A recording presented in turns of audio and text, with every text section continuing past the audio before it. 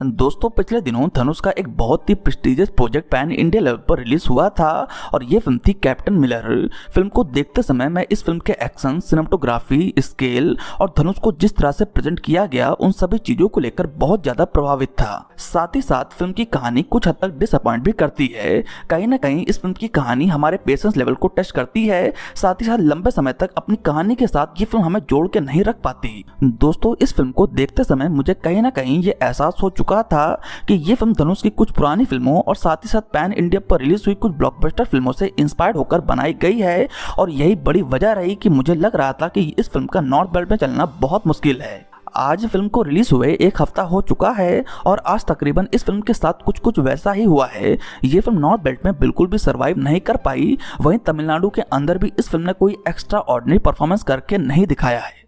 इसी के साथ ही एक और तमिल एक्टर की पैन इंडिया फिल्म साबित हुई है जो कि बॉक्स ऑफिस पर नहीं चल पाई। आज हम इसी फिल्म पर चर्चा करते हुए मोस्ट ऑफ द पास्ट में रिलीज हुई पैन इंडिया फिल्में और अपकमिंग फिल्मों पर बात करेंगे जो मेरे पॉइंट ऑफ व्यू से थोड़ा गलत जा रही हैं। तो नमस्कार दोस्तों, स्वागत है आपका हमारे चैनल फिल्मी वाणी पर।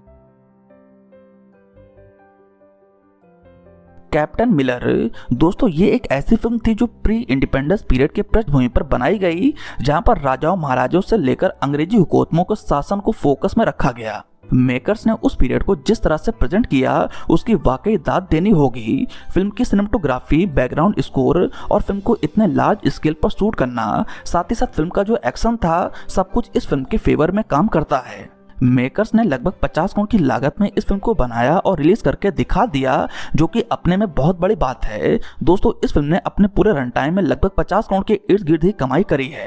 दोस्तों धनुष का मैं रांझणा के टाइम पीरियड से बहुत बड़ा फैन रहा हूँ। उनकी फिल्में और उनकी एक्टिंग मुझे काफी प्रभावित करती हुई आई हैं। फिर चाहे इनकी पिछली फिल्मों की बात करें, फिर चाहे वो असुरन हो, कर्णन हो, तिरुचित्रा बालम हो या फिर वाती, इन चारों फिल्मों ने मुझे काफी ज्यादा इम्प्रेस किया।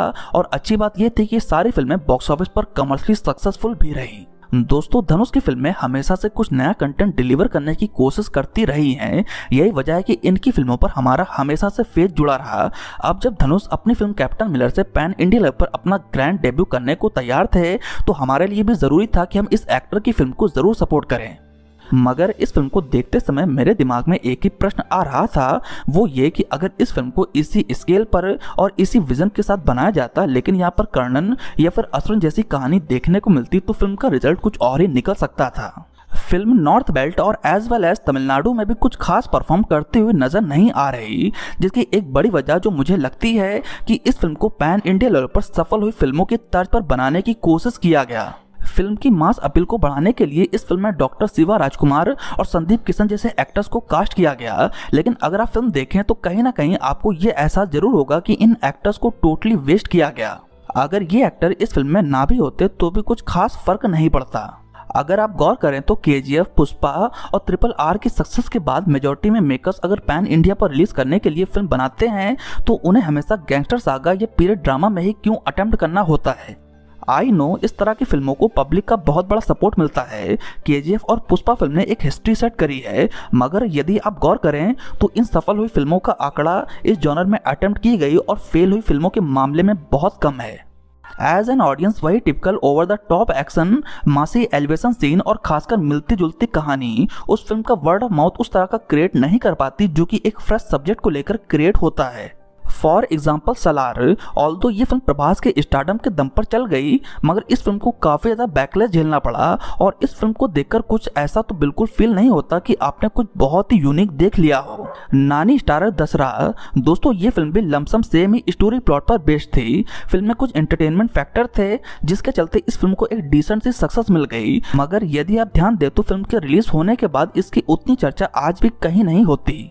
अगली फिल्म है कब्जा, अगेन एक गैंगस्टर सागा जिसे KGF की तर्ज पर बनाया गया। इनफैक्ट फिल्म के रिलीज से पहले ही इस फिल्म के नेक्स्ट पार्ट की अनाउंसमेंट भी कर दी गई, लेकिन ये फिल्म बॉक्स ऑफिस पर एपिक डिजास्टर रही। संदीप किशन की Michael, another pan India film जो क्राइम गैंगस्टर जॉनर में डील करती है, और ये फिल्म भी बॉक्स ऑफिस पर नहीं चली। दूसरी तरफ मास मसाला कमर्शियल फिल्में भी पैन इंडिया लेवल पर अटेम्प्ट करती हैं और ये फिल्में भी बॉक्स ऑफिस पर चल नहीं पाती। इसीलिए पैन इंडिया पर सक्सेस के मुकाबले पैन इंडिया पर फेल हुई फिल्मों की फहरिस्त लंबी है।